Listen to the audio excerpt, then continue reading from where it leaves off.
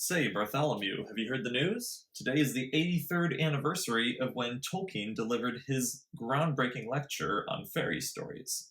So, in honor of the occasion, why don't I read you the first page of that lecture? On Fairy Stories by J.R.R. Tolkien. I propose to speak about fairy stories, though I am aware that this is a rash adventure.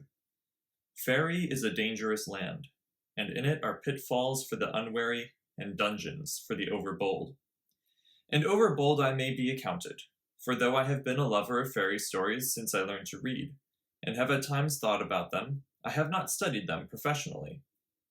I have been hardly more than a wandering explorer or trespasser in the land, full of wonder but not of information. The realm of fairy story is wide and deep and high, and filled with many things. All manner of beasts and birds are found there, shoreless seas and stars uncounted, beauty that is an enchantment and an ever-present peril, both joy and sorrow as sharp as swords.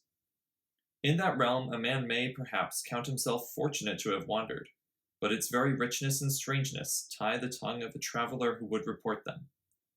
And while he is there, it is dangerous for him to ask too many questions, lest the gates should be shut and the keys be lost.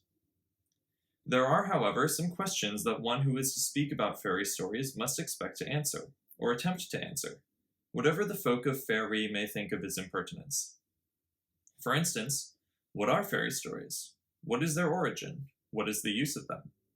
I will try to give answers to these questions, or such hints of answers to them as I have gleaned, primarily from the stories themselves, the few of all their multitude that I know.